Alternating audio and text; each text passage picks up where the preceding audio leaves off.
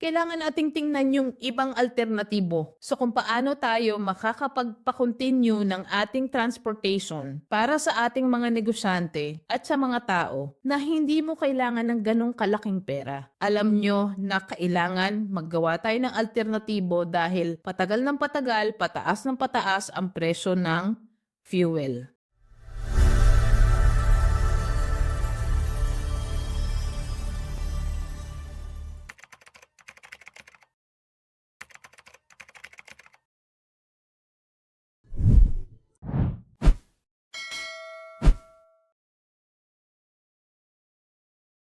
Hi, so my topic today is this. By the way, I am Michelle Bayana Trillana again. My topic is this, the nautical highway. Ngayon, ano yung importansya ng nautical highway sa atin? Recently, alam na natin kung ano nangyari doon sa mga flood control tsaka yung mga nangyayari sa mga projects na ginagawa ng mga kalsada. Alam na natin kung ano nangyari doon, right? So usually, pag gumawa ka ng kalsada, inaabot ng taon. Kasi syempre, lalatagan mo pa yun, napakaraming proseso, napakaraming materyales at napakalaking budget ang kailangan mo. Sa nautical highway, hindi mo na kailangan gumawa ng kalsada kasi gawa na yung dagat. 'Di ba? Ayos na yung buong dagat eh. Kahit magtabi-tabi pa sila doon, kahit ilang lane sila doon, magkakasya sila. 5 lane, 6 na lane, kasya sila doon. Hindi katulad ng pag gumawa ka ng kalsada, lagi ka merong required na road widening. Sa kaka-road widening mo, eventually, lahat ng building sa gilid, lahat ng bahay sa gilid, masasakop ng kalsada. Hanggang eventually, wala na mailalagay na building sa gilid, puro kalsada na lang. Magastos, matraffic, matagal na panahon bago magawa. At very, very prone sa alam nyo na. So, ako, ang challenge ko sa ating gobyerno, ayusin yung nautical highway. Kasi archipelago tayo eh. Archipelago tayo, so kaya mong pumunta sa bawat isang lugar gamit ang tubig. Dati merong ferry dito sa Laguna Lake. Sa Laguna de Bay, may ferry dito going to Pasig. Tapos nawala na. Hindi nila inalagaan. In the sense na dapat pinatagal nila, tas pinalago nila. Mas matipid para sa mga tao na bumiyahe sa dagat, sa waterways natin, kaysa sa kalsada. Especially now na nagkakaroon na tayo ng mga conflict sa mga countries na nagsusupply ng mga oil at saka ng ating mga fuel. Kasi dapat meron rin tayong backup para sa fuel natin at saka oil. Pero wala eh kasi hindi ba nagkaroon ng problema before so hindi yun na-develop. Anyway, so ngayon, kailangan nating tingnan yung ibang alternatibo.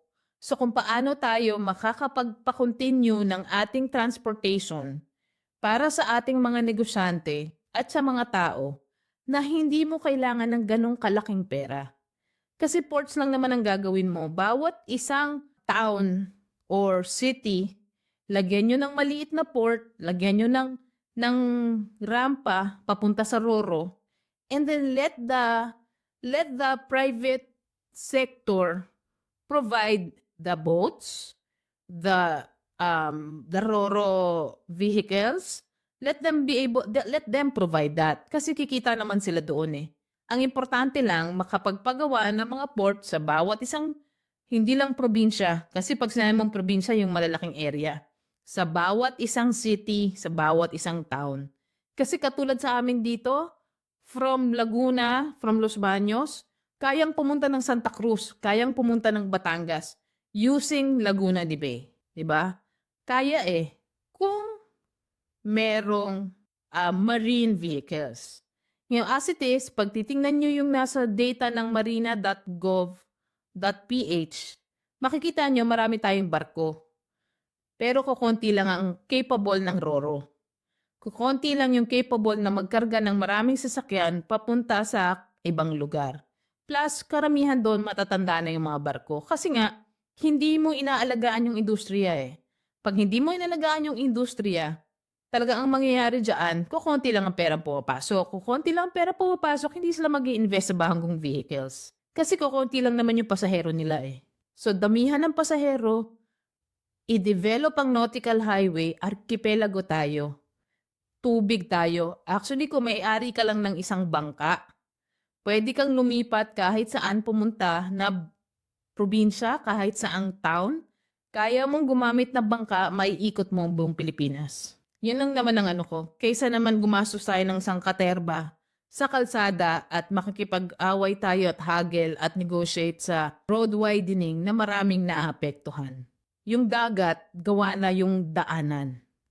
Hindi na uubos yung tubig dyan. At kahit ilang lanes pa yan, kahit 5 silang magkakatabing sabay-sabay, hindi nyo na kailangan i-widen yan kasi malawak na siya. Make use of what we have. Sayang eh.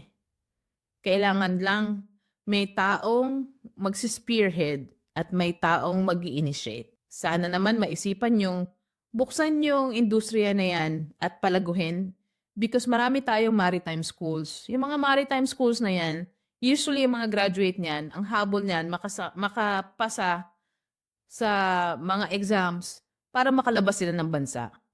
Hindi na sila nakakapag-practice dito sa Pilipinas, diretso na silang labas ng bansa. Sayang, brain drain yun. Sipi mo, kung meron tayong mga magagaling na mga maritime graduates, automatically makikinabang ng ibang bansa, hindi tayo. Sayang yon, imbis na dito sila nakakapag-practice, dito na papangalagaan nila ang kapwa nilang Pilipino pag bumibiyahe sa dagat, hindi lang magawa kasi walang oportunidad dito. Kailangan buksan yung oportunidad ng paggawa ng ports. Kung kailangan nyo gumawa ng feasibility study, gumawa kayo ng feasibility study. Napakatagal na niyan. Alam nyo na kailangan maggawa tayo ng alternatibo dahil patagal ng patagal, pataas ng pataas ang presyo ng fuel. Mas mataas, mas mahirapan ang individual na Pilipino sa transportation. Hindi lang yon. Sa mga negosyante na nagdadala nag-i-import ng mga kailangan nila, mas makakatipid sila sa cost of goods nila kung ang delivery niyan ay hindi na dadaan sa kalsada. Diretso na mismo doon sa probinsya kung nasa man ang factory nila. Dadaan man sa kalsada, konti na lang. Yun ay isang bagay na makakapagpaganda sa ekonomiya natin kung isipin nyo lang.